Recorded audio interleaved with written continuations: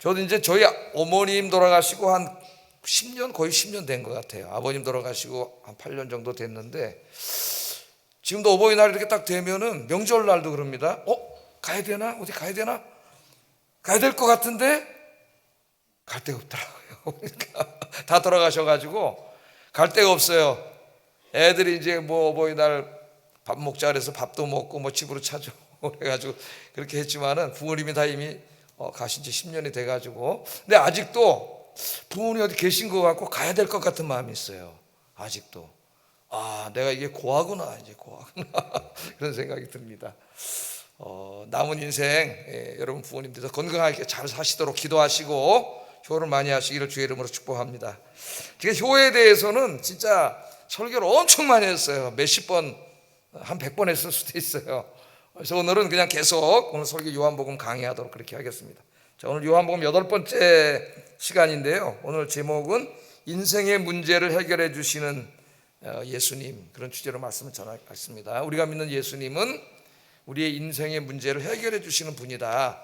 오늘 읽은 본문이 그것을 우리에게 가르쳐 줍니다. 자, 인생의 문제는 크게 나누면 두 가지 있어요. 두 가지. 첫째는 육신의 문제입니다. 우리가 아무리 믿음이 좋은 사람이고 영적으로 깨어있는 사람이라 할지라도 육신을 입고 이 땅에 살아가고 있습니다.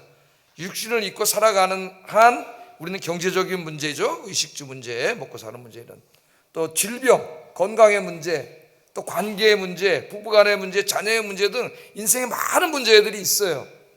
그죠? 여기서 문제가 생기면은 굉장히 힘들어집니다.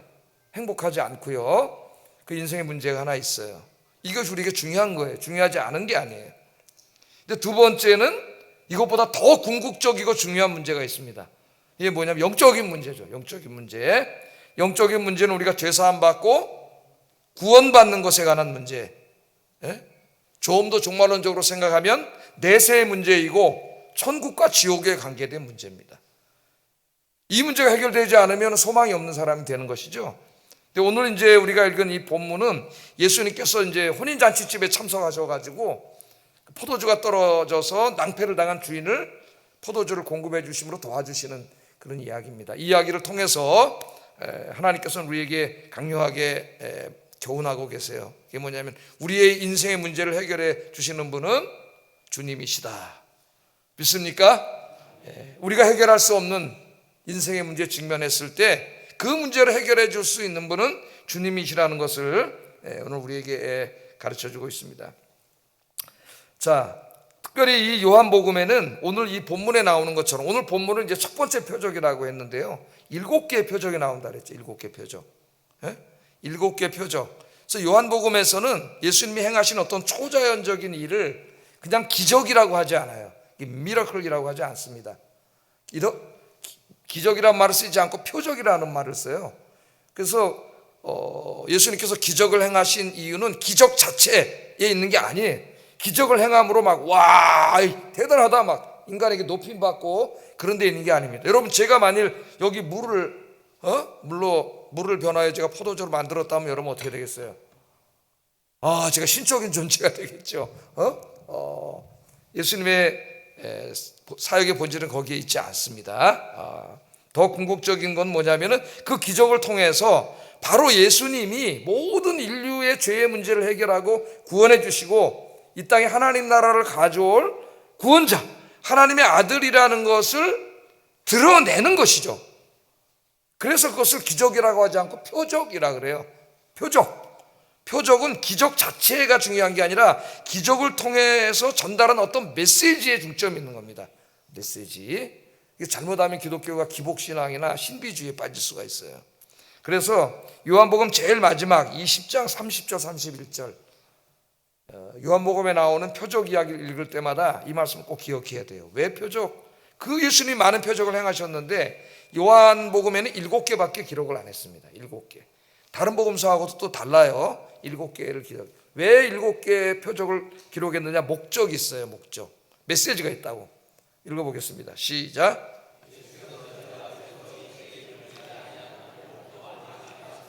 오직 이것을 기록함은 너희로 예수께서 하나님의 아들 그리스도이심을 믿게 하려 하며 또 너희로 믿고 그 이름을 힘입어 생명을 얻게 하려 하심이니라. 그러니까 인간은 도저히 행할 수 없는 표적, 오늘 여기 물로 포도주로 만든, 물을 포도주로 변화시키는 이런 표적, 이건 인간이 할 수 없는 것이죠.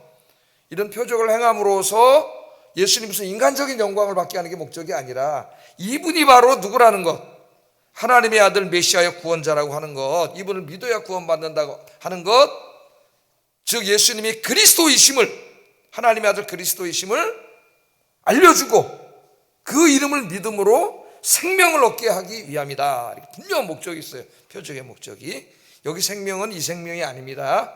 이 생명은 100살도 못 살고 죽죠. 영원한 생명을 말하는 거예요. 영원한 생명, 죽지 않는 생명, 영원한 생명을 말합니다. 자, 그럼 오늘 이 기정 이야기, 표적 이야기를 통해서 두 가지 측면에서 살펴보겠어요. 첫째는 인생의 문제를 해결해 주시는 예수님, 두 번째는 영적인 문제, 궁극적인 문제를 해결해 주시는 예수님. 이 두 가지로 나누어서 좀 말씀을 전하겠습니다.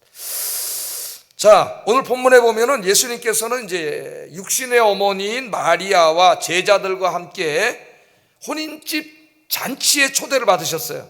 가나라고 하는 지역에 있는 혼인집 잔치에 초대를 받으셨습니다. 여기 제자들이 나오는데 이때는 제자 12명이 다 완성된 때는 아니에요. 12명의 제자 이름은 6장에 가서 나오기 때문에 아마 이제 1장에 나오는 그 4명, 뭐 5명, 그 정도 제자들을 말할 겁니다. 예수님 어머니와 이제 제자들과 함께 이 잔치에 초대를 받았어요. 이것으로 볼 때 아마도 이 혼인집 이 신랑이나 주인, 이 주인이 마리아와 잘 알고 있는 사이였던 것 같아요. 그러니까 초대를 했잖아요. 그래서 초대를 해서 잔치에 참여를 했습니다. 유대인들의 잔치 중에서 제일 큰 잔치는 혼인잔치예요. 혼인잔치는 막 먹을 것도 풍성하고, 그래서 거기 간 사람 다 배불리 먹고 음료도 마시고, 그래서 배부르고 만족하고, 그래서 기쁨이 넘치는 잔치, 이런 걸 잔치라 그러죠. 잔치. 이 잔치 중에서 제일 큰 잔치예요. 일주일 동안 잔치를 했다니까 얼마나 오랫동안 잔치를 했겠습니까? 아마 결혼식 한번 하면은 잔치로 돈이 엄청나게 지출이 됐을 거예요. 이게 잔치입니다. 자, 그런데 잔치가 한창 진행되고 있는데 오늘 본문에 보면 뭐가 떨어졌어요? 포도주가 떨어졌죠. 포도주가. 그래서 이 유대인의 잔치, 특별히 지중해 연안에 살고 있는 사람들의 잔치에서 제일 중요한 게 포도주입니다.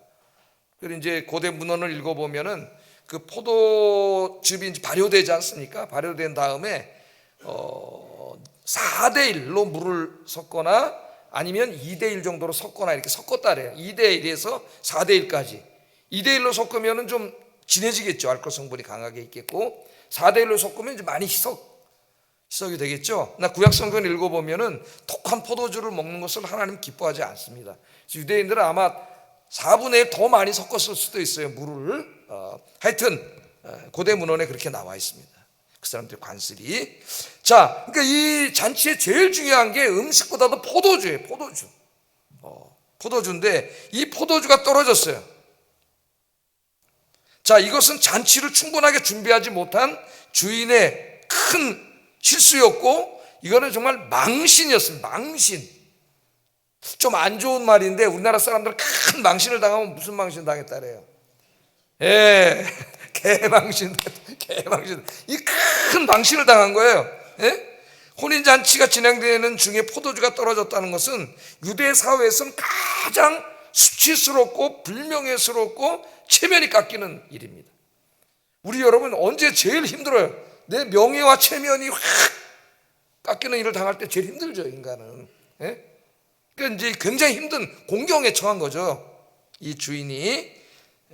이 문헌들을 읽어보면 만일 어떤 사람이 이런 일을 당했다면은 그는 몇 년 동안 창피해가지고 밖에도 못 나갔다 그래요. 그러니까 그 정도 중요한 일인데 지금 일주일 동안 잔치가 벌어지는데 잔치 중간에 이 제일 중요한 음료가 떨어져 버린 거죠. 떨어져 버린 거예요. 그러니까 제가 왜 이 말을 지금 계속 강조해서 말하냐면은 이 그냥 잔치하다 뭐 음료 조금 모자랐다는 그런 게 이해할까 봐 하는 겁니다.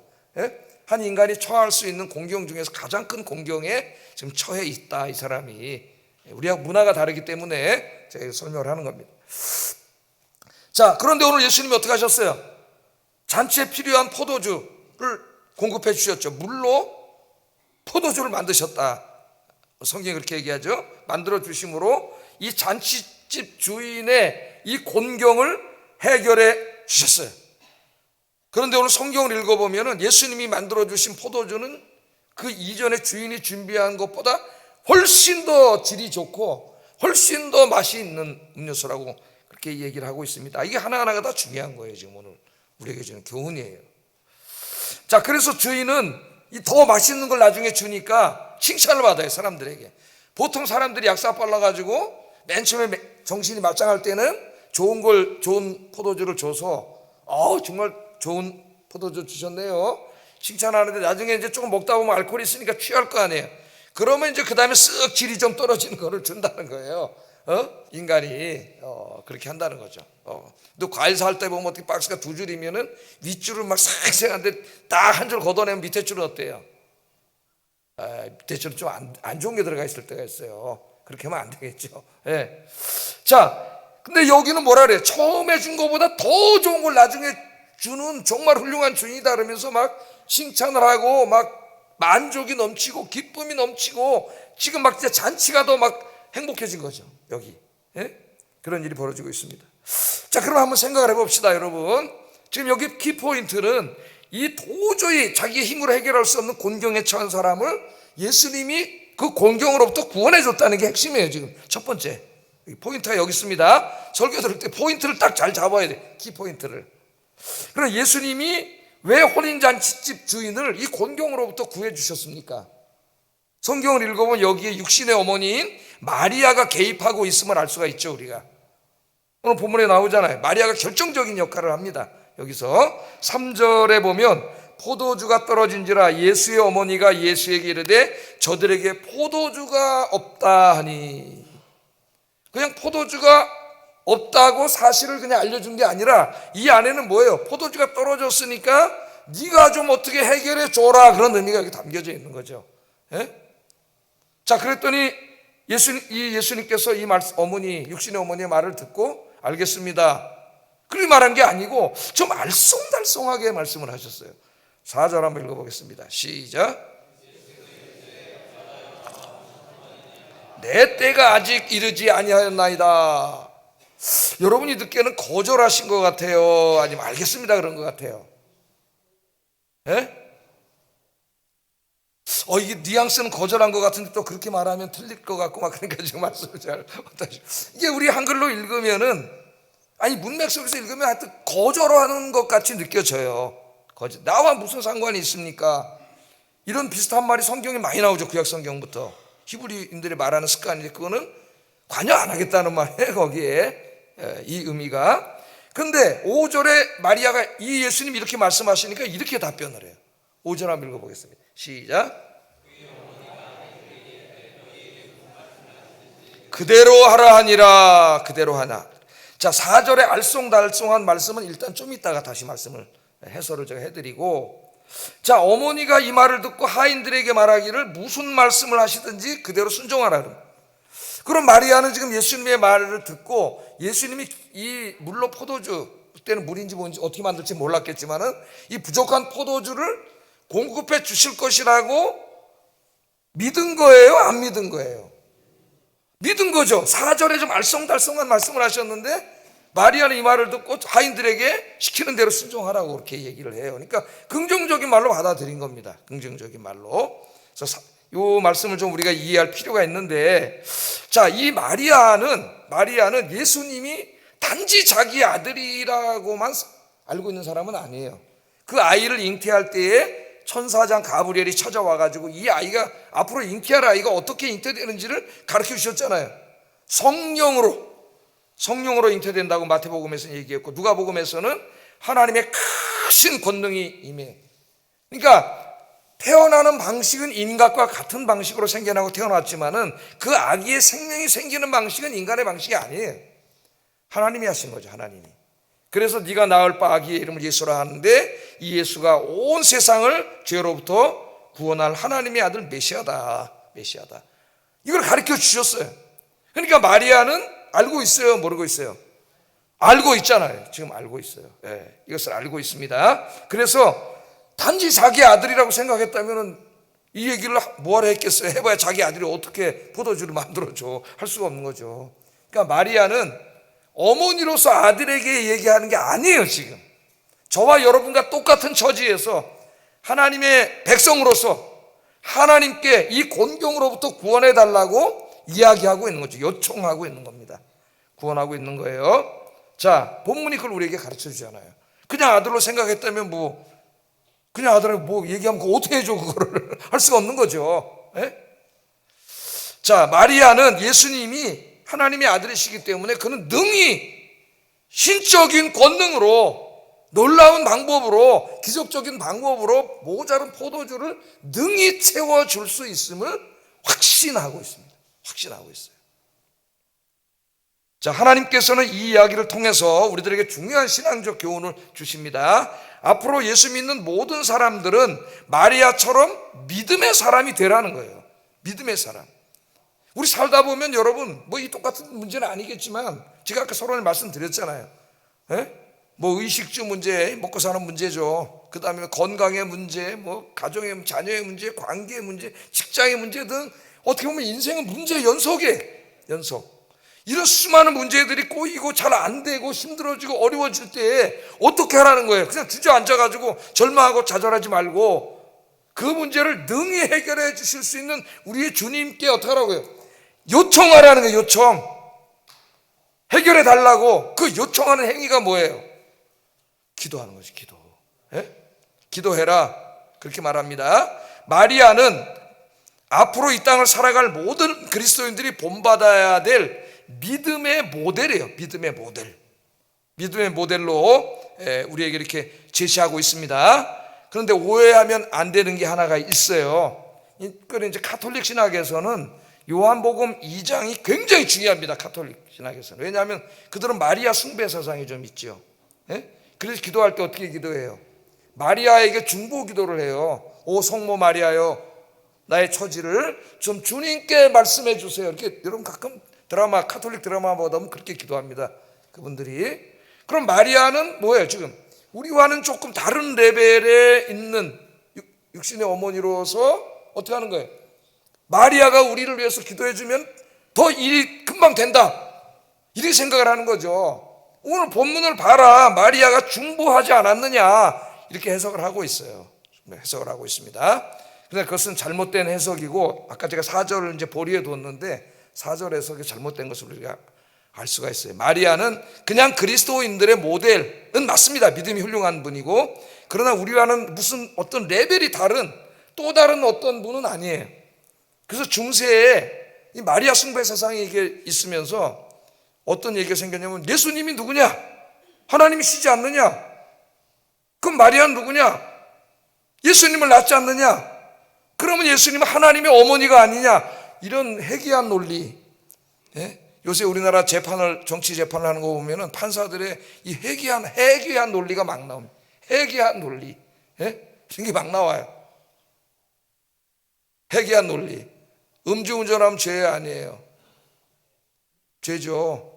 그런데 음주를 했다, 죄 아니에요. 술 먹는 건 죄가 아니니까 무죄. 운전을 했다, 죄 아니에요. 운전하는 게 뭐지? 무죄. 그러므로 음주운전은 무죄. 이런 도대체가 말도 되지 않는 3단 논법, 논리가 파괴되는 것이죠. 내가 무슨 정치 누구를 하려고 하는 얘기가 아닙니다. 여기도 마찬가지. 성령으로 잉태돼서 그 방식을 빌린 것뿐이지 어떻게 마리아가 하나님의 어머니가 되냐고. 이게 큰일 나는 거잖아요. 피조물일 뿐이고. 그래서 여기서는 우리가 조심해야 돼요. 그러나 마리아는 우리 모두의 이런 공경에 처했을 때에 믿음의 모델링은 틀림없어요. 그래서 여러분들 이런 훌륭한 마리아와 같은 믿음의 사람이 되길 주의 이름으로 축복합니다. 그럼 4절에 알쏭달쏭한 이 이야기, 마리아가 얘기했을 때 예수님 대답이 무슨 뜻인가? 4절 한번 다시 읽어보겠습니다. 시작.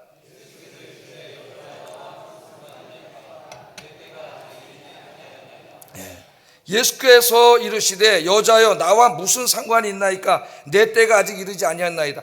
자, 여기 좀 포도주가 떨어졌으니까 좀 도와줄래? 그랬더니 예수님이 뭐라 그랬어요? 여자여 나와 무슨 상관이 있습니까? 이게 당신과 나 무슨 상관이 있습니까? 그런 말이잖아요. 첫째로 살펴봐야 될 게, 예수님이 어머니라고 부르지 않고 마리아를 여자여 이렇게 부르고 있다는 거예요. 여자여. 또 요한복음 19장에 이제 뒤에 가서 십자가에 달리셨을 때도 여자여 보소서 당신의 아들입니다 이렇게 불러요. 그 성경을 읽어보면 예수님 마리아를 어머니라고 호칭하지 잘 나오지 않습니다. 여자여 그러는데 이 여자여는 그냥 우리가 여자여, 우리 사회에서 어머니한테 여자여 그러면 어떻게 돼요? 이런 이 불효막심한 이게 되잖아요. 그러니까 언어와 문화가 우리랑 달라요. 여기에 여자여는 이 히브리사 유대 사회에서는 높임말인데 굉장히 그 공식적인 높임말이에요. 공식적인. 미국에 좀 비슷할지 알지 모르겠는데 여성들에게 뭐래 높일 때 Yes mom, Yes mom. 물론 똑같은 말은 아니지만은 공식적인 높임입니다. 그러니까 어머니라고 왜 안 그랬느냐? 바로 아까 카톨릭과 같은 오해가 발생할 수 있기 때문이에요. 오해가. 육신적으로 낳아주셨기 때문에 그런 육신의 어머니로서 예수님 항상 효를 다하고 십자가에서도 어머니를 부탁하고 그런 일을 했지만 잘못하면 아까 중세처럼 하나님의 엄마라고 하는 이런 엉뚱한 얘기가 나오고 우리가 기도를 하는데 예수님께 직접 기도하면 되는데 마리아님 이렇게 해서 기도해 주세요 하는 이런 이게 예수님 중보자 외에 또 다른 특별한 중보자가 또 하나 생기는 이런 문제가 발생할 수가 있어요. 자, 나와 상관이 없다. 예수님은 지금 마리아의 마음을 꿰뚫어 보고 있는 겁니다. 마리아의 마음은 뭐예요? 알고 있잖아요. 예수님이 신적인 방법으로 기적적인 방법으로 포도주를 공급할 수 있다는 걸 알고 있어요. 그렇게 함으로써 이 예수님이 자기 아들이 그냥 하나의 아들이 아니라 바로 이분이 하나님의 아들 메시아라는 것을 여기 있는 모든 사람들이 알아서 그분께 영광을 기적을 행하면 인간적으로 얼마나 높아지겠습니까? 그렇게 되기를 바라는 마음이 있었던 것 같아요. 마리아의 마음속에. 모르잖아 지금 사람들이. 그러니까 예수님이 그것을 아시고 그런 일은 나하고는 상관없는 일입니다. 그런 말이에요. 나는 무슨 기적을 행해가지고 사람들로부터 영웅이 되고 막 그런 일을 하러 온 사람이 아닙니다. 내가 이 땅에 온 궁극적인 목적은 그런 기적을 행하기 위함이 아닙니다. 그 말이에요. 그 예수님이 이 땅에 왜 오셨어요, 여러분? 서론에서부터 얘기하고 있잖아요. 그분이 이 세상을 구원해서 이 지옥과 같이 된 이 세상에 천국잔치, 진짜 천국잔치를 열어주시려고 오신 것이죠. 천국잔치를 열어서 거기서 하나님이 공급해 주시는 신령한 음료와 신령한 음식을 먹고 참된 만족과 배부름과 기쁨을 얻게 하기 위해서, 그게 다 구원의 용어예요. 구원의 용어. 그렇게 하기 위해서 우리 예수님이 오셨잖아요. 그래서 여기 나와 상관이 없다는 말은 첫째로 그 마리아의 잘못된 생각을 고쳐주는 거예요. 예수님이 고쳐주면서 내 때가 아직 이르지 않았습니다. 그 말은 내가 이 땅에 천국잔치를 완성시킬 날은 아직 이르지 않았습니다. 그 말이에요. 그래서 여기 여러분 이제 내 때, 예수님의 때, 하나님이 정하신 때, 예수님이 정하신 때죠. 근데 지금 당장은 이게 무슨 말인지 모르지만은 요한복음을 끝까지 읽어보면은 이게 무슨 말인지 알 수가 있어요. 요한복음에는 예수님의 때에 대해서 총 9번 나옵니다. 9번. 제가 성경 구절 다 써놨죠. 지금 다 못 쓰니까 집에 가셔가지고 컴퓨터 켜놓고 찾아서 다시 한번 읽어보세요. 9번 나오는데 이 예수님의 때는 전부 다 어느 때를 가리키냐면은 예수님이 십자가에서 죽으시고 부활하실 때를 말해요. 죽으시고 부활하시고 승천하셨잖아요. 우리 예수님께서. 그래서 이 땅에 참된 구원과 참된 만족의 천국잔치를 어떻게 열어주세요? 십자가에서 죽으시고 부활하시고 승천하심으로, 그렇게 해서 구원을 완성하심으로 천국잔치를 열어주는데 그때는 아직 이르지 않았습니다. 이르지 않았습니다. 여기 예수님의 말씀이 그런 말씀입니다. 이렇게 함으로써 마리아의 잘못된 신앙, 잘못된 생각은 고쳐주셨지만은 그가 예수님께 요청한 것을 기쁘게 받고 그 문제를 해결해 주셔요. 해결해 주시는 게 이제 6절 9절에 거기에 유대인의 정결 예식을 따라 두세 통 드는 돌 항아리 6이 놓였는지라 예수께서 그들에게 이르시되 항아리에 물을 채워라 하신즉 아귀까지 채우니 이제는 떠서 연회장에 갖다 주라 하시매 갖다 주었더니 연회장은 물로 된 포도주를 맛보고도 어디서 나왔는지 알지 못하되 물돈 하인들은 알더라. 그러니까 이 집에 결례 항아리가 6개 있다 그랬습니다. 결례 항아리는 유대인들 집에 가면은, 경건한 사람 집에 가면은 그 정결 규례가 있어요. 유대인들은 어디 갔다 발을 씻고 손을 씻죠. 항상 그릇도 씻고 이렇게 씻음으로써 하나님 앞에 거룩하고 하게 될 수 있다고 생각을 했어요. 이 의식. 그래서 정결 항아리가 있었습니다. 근데 물이 이제 끝까지 차 있지는 않았는데 예수님이 하인들에게 포도주를 풍성하게 주시려고 물을 다 차고 넘치게 채우라 그랬어요. 채워서 갖다 주라 그랬어요. 자, 갖다 주면 뭐 갖다 주는 거예요 지금? 물 갖다 주는 거지. 물 갖다 주는 거예요. 사람들한테 가서 뜨면 물이 되겠지. 그런데 이걸 갖다 줬는데 이게 뭐가 됐어요? 포도주가 됐잖아요. 포도주. 물이 변하여 포도주 됐네. 우리 어린이 찬송 그런 가스펠성이 있지 않습니까? 물이 변하여 포도주가 되는 놀라운 역사가 일어났습니다. 그랬더니 사람들은 몰라 이거에서 나왔는지. 그냥 주인이 준지 알아요. 근데 이것을 먹어보니까 너무 맛있어. 그래서 이제 칭찬을 하잖아요. 10절 한번 읽어보겠습니다. 시작. 말하되 사람마다 먼저 좋은 포도주를 내고 취한 후에 낮은 것을 내거늘 그대는 지금까지 좋은 포도주를 두었도다. 야, 이 사람 정말 양심적인 사람이고 정말 좋은 포도주를 내는구나. 그래서 그 안에 뭐예요? 풍족함이죠. 그 다음에 배부름, 갈증이 해소됨, 그 다음에 만족함, 기쁨. 지금 제가 말하는 이 키워드입니다. 천국의 구원의 키워드예요. 이것들이 막 어떻게 해요? 넘쳐나고 있지 않습니까? 넘쳐나고 있어요.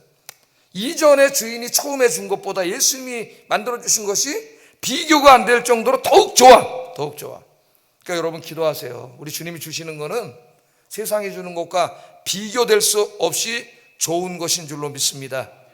그래서 마태복음 7장 11절에 우리 예수님이 이렇게 가르치셨어요. 읽어보겠습니다. 시작. 하물며 하늘에 계신 너희 아버지께서 구하는 자에게 좋은 것으로 주시지 않겠느냐. 수사적으로 이렇게 물어보셨잖아요. 주신다는 거죠. 아버지께서 구하고 계십니까? 좋은 것 하나님 주시는 좋은 거 받으려면 어떻게 해야 돼요? 이 마리아처럼 요청해야지. 요청. 예수님의 이름으로 마리아처럼 요청하세요. 요청. 그 요청하는 게 뭐예요? 기도하는 거잖아요. 그럼 우리 삶의 문제들이 얼마나 많아요. 기도할 게 얼마나 많습니까 여러분? 힘들고 어려울 때에 주저앉지 마세요. 아버지 없는 고아처럼 혼자 주저앉아서 울고 그러면 우울증 걸려버려요. 여러분 더 힘들어져요. 그러지 말고 어떻게 하라고요? 마리아처럼 주님께서 능히 이 문제를 해결해 주실 줄로 믿고 요청하면 더 좋은 것으로 채워주신다. 할렐루야. 이게 첫 번째 교훈이에요. 이 이야기가 아무리 믿음이 좋은 사람도 이 땅에 사는 동안은 이와 같은 육신의 문제가 중요한 문제지요. 우리 예수님이 그걸 모르는 분이 아니에요. 그래서 배고픈 사람들에게는 오병이어의 기적을 일으켜서 밥 먹여 주시잖아요. 우리 예수님이 아픈 사람들은 병 다 고쳐 주시잖아요. 그냥 영혼만 구원해 주신 게 아니에요. 육신의 필요를 다 아시고 관심을 갖고 계세요. 그래서 기도를 가르쳐 줄 때도 일용할 양식을 주시옵소서 기도하라 그랬잖아요. 기도. 그러면 아버지가 좋은 것으로 주신다. 할렐루야. 오늘 그러니까 여러분 무엇보다도 뭘 많이 해야 돼요 여러분? 아버지 앞에 나와서 기도해야 돼요. 기도. 좀 새벽에도 나와서 기도하고 기도 많이 하세요. 어떨 때 안타까워서 얘기하는 거예요 여러분. 기도 많이 하세요. 기도 많이 하시기를 주의 이름으로 축복합니다. 우리 아멘 하신 권사님도 수술하러 가시려다가 그냥 기도했더니 하나님 수술 안 해도 된다고 전화를 하셔가지고 할렐루야 하셨어요. 수술 안 하고 지금 교회 오셨잖아요. 저 멀리서 수원 그쪽에서. 할렐루야. 자, 두 번째는 이제 육적인 문제가 다 해결됐다 하더라도 우리의 더 중요한 문제가 남아있어요. 그게 뭐예요? 궁극적인 문제, 영적인 문제입니다. 돈 많다고 돈 많이 벌었다가 행복할 수 있는 게 아니에요. 돈 많으면 뭐해? 그렇게 돈 갖고 살다가 지옥 갈 수 있는데요. 불행하게 살 수 있는데. 그래서 우리 인생에 더 중요한 게 이제 영적인 문제인데 이 요한복음 굉장히 심오한 성경이라 그랬죠. 이렇게 표면적인 진리가 있을 뿐만 아니라 그 이야기 이면 속에 굉장히 상징적이고 심오한 이야기가 있어요. 요한복음에는. 그게 뭐냐면 이제 오늘 이 영적인 이야기입니다. 자, 이게 한번 생각을 해보세요. 예수님이 하나님의 아들임을 나타내는 최고의 표적은 십자가에 죽으시고 부활하시는 겁니다. 물론 7개의 표적들도 예수님이 누구인가를 드러내긴 하지만 좀 보조적인 역할밖에 안 하는 거예요.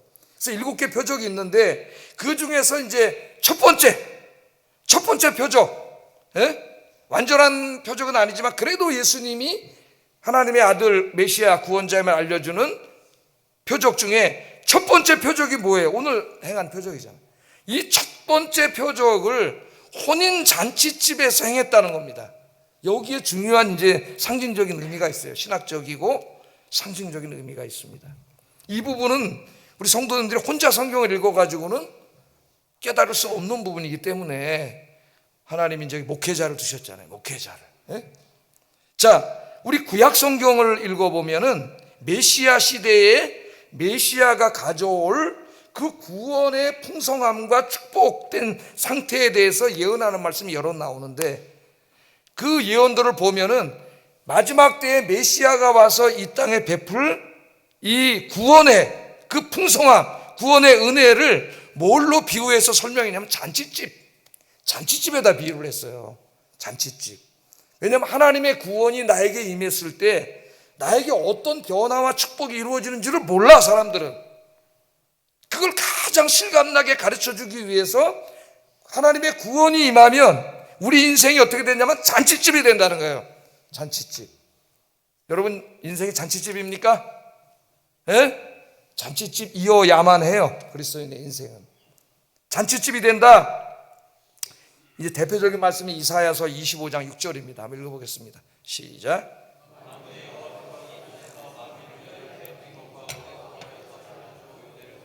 곧 골수가 가득한 기름진 것과 오래 저장하였던 맑은 포도주로 하실 것이다.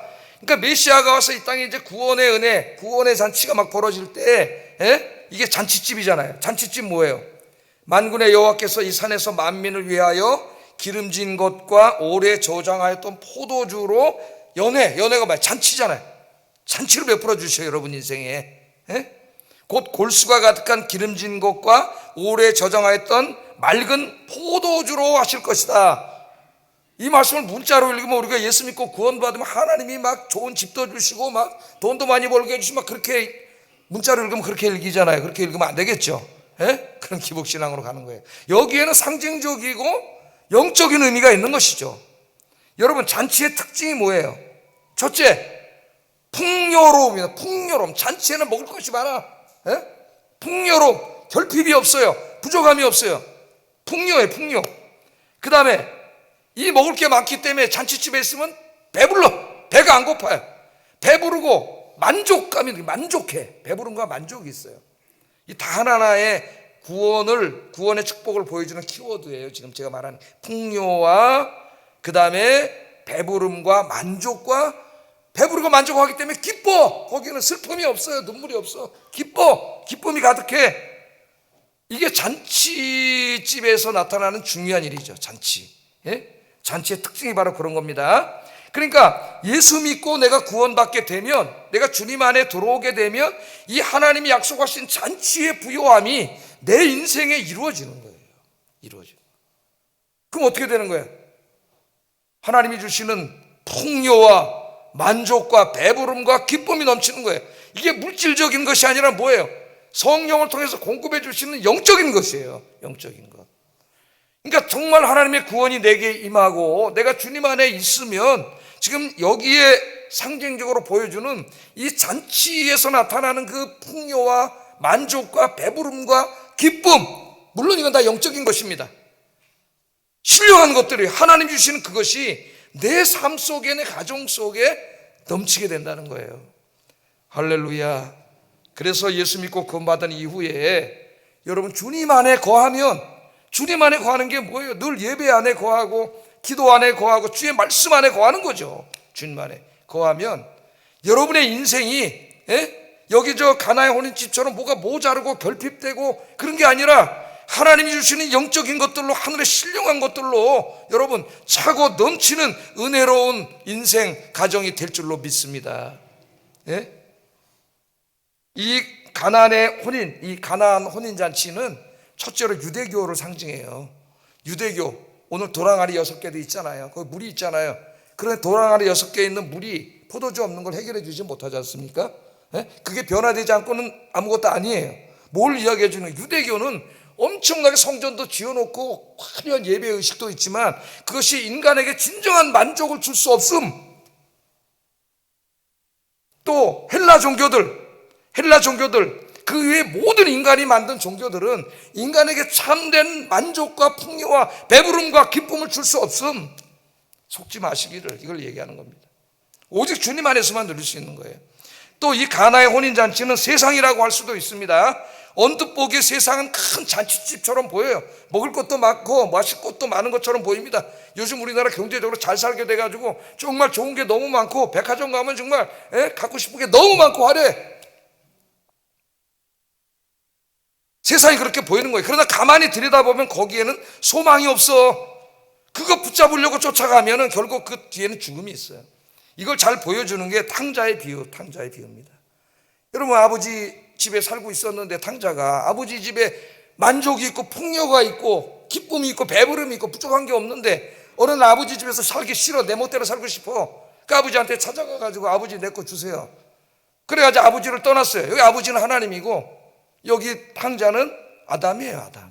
우리 인간이에요. 아담이에요. 우리 인간의 모습이에요. 그래서 하나님 떠나서 자기가 문명을 만들고 경제를 만들고 과학을 발전시키고 그렇게 살아왔어요. 열심히 살면 행복할 줄 알았어요. 처음에는 행복했어요. 그런데 나중에 어떻게 됩니까? 돼지 우리에 들어가서 돼지들하고 살면서 돼지 쥐염 열매 먹는 인생이 됐다는 거예요. 지금도 많은 사람들이 하나님부터 자꾸 멀어져. 자기 힘으로 살으려고. 그걸로 계속 가보세요. 나중에는 돼지 우리가 나오고 결국 절망적인 인생이 되고 말아요. 세상에는 참다운 것이 없는 것이죠. 오늘 예수님은 혼인잔치에서 물로 포도주를 만드셨습니다. 참된 기쁨과 만족을 줄 수 없는 이 세상의 잔치를 모든 사람들이 기뻐하고 만족하는 천국 잔치로 만들어 주신 거예요. 할렐루야. 여러분의 인생도 우리 주님이 그렇게 만들어 주실 줄로 믿습니다. 그래서 주님 안에서 우리가 이것을 누릴 수가 있어요.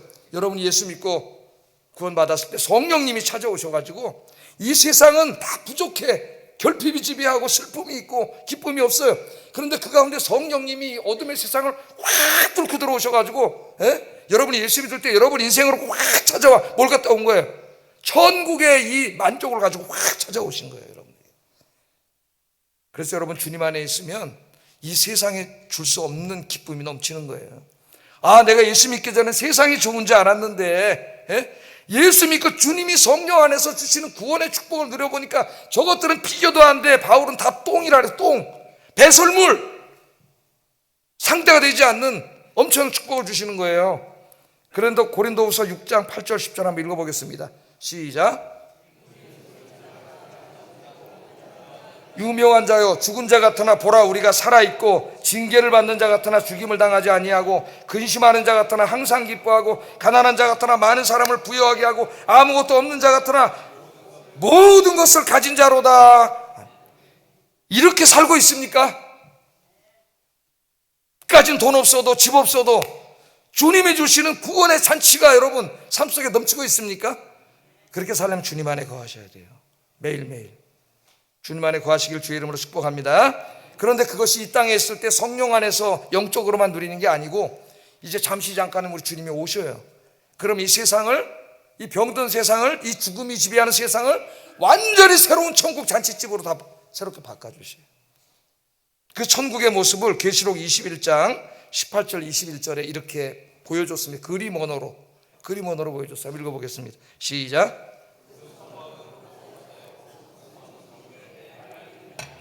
그 성의 성곽의 기초석은 각색 보석으로 꾸몄는데 첫째 기초석은 벽옥이요, 둘째는 남보석이요, 셋째는 옥수요, 넷째는 녹보석이요, 다섯째는 홍만호요, 여섯째는 홍보석이요, 일곱째는 황옥이요, 여덟째는 노곡이요, 아홉째는 담황옥이요, 열째는 비치옥이요, 열한째는 청옥이요, 열두째는 자수정이라. 그 12문은 12진주니 각 문마다 한 개의 진주로 되어 있고 성의 길은 맑은 유리 같은 정금이더라. 길은 그냥 정금이야. 다 금이야, 금. 그 천국 성이 12개 문이 있는데 그 문이 다 진주로 되어 있다 그랬어요. 12진주문. 그 모든 벽은 12보석으로 다 만들어져 있어요. 정말 천국이 보석의 나라일까요? 뭘 상징하는 거예요? 이 나라가 이만큼 풍요롭고 부족함이 없고 완전하고 기쁨이 넘치는 곳, 그것이라는 걸 가르쳐주잖아요. 네? 어떤 어머니가, 제가 간증으로 들었는데, 어떤 어머니가 이제 어린 자녀들과 마지막 떠나기 전에 꿈을 꿨는데, 이 열두 대문이 이루어진 천국성으로 자기가 들어가는 꿈을 꿨다는 거예요. 그래서 꿈을 깨고 죽기 전에 자녀들을 모아놓고 이야기를 했더니, 어머니 가신 다음에 자녀들이 큰 위로를 받았다는, 제가 그런 간증을 들은 적이 있습니다. 아, 우리 엄마가 천국에 갔구나. 그러니까 요한계시록을 열심히 읽은 분이야. 그러니까 이 심상이 마음에 있었던 거죠. 그러니까 꿈속에 하나님이 그 심상대로 보여주신 거예요. 예? 그러니 얼마나 죽을 때 두려움 이런 걸로 죽지 않고 천국에 가는, 엄마는 천국에 간다, 먼저 가서 기다릴게, 할렐루야. 예? 이 축복을 여러분들은 약속받았어요. 이 축복은 약속받았습니다. 늘 주님 안에서 여러분의 인생이 풍요로운 인생, 소망이 가득한 인생 되기를 주의 이름으로 축복합니다. 기도하겠습니다. 두 가지를 기도합니다. 예수님은 우리의 인생의 문제들을 해결해 주시는 우리의 주님이십니다. 열심히 구하여 물이 포도주가 되는 역사가 매일 체험되게 하소서. 물이 포도주가 되는 놀라운 역사를 체험하게 하소서. 두 번째, 예수님은 우리의 궁극적인 영적인 문제를 해결해 주시는 주님이십니다. 늘 주님 안에 거하면서 주님이 주시는 구원의 그 기쁨과 만족과 풍요가 넘치는 삶이 되게 해주세요. 내 영혼이 주님의 구원으로 행복하게 해주세요. 기도하겠습니다.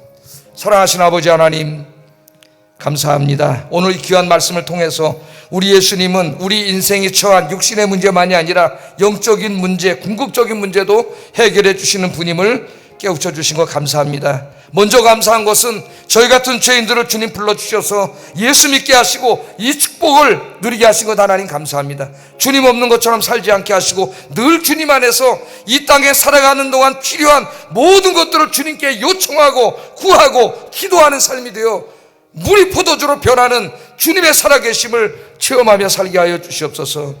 뿐만 아니라 아버지 하나님, 주님 안에서 성령이 가져다 주시는 하나님 나라의 잔치의 풍요와 그 하늘의 풍요로움과 그 만족과 배부름과 기쁨이 성령 안에서 내 삶 속에, 가정 속에 넘쳐나는 축복의 삶이 되게 하시고 궁극적으로 주님이 이 땅에 이루실 천국을 소망하며 살게 하여 주시옵소서.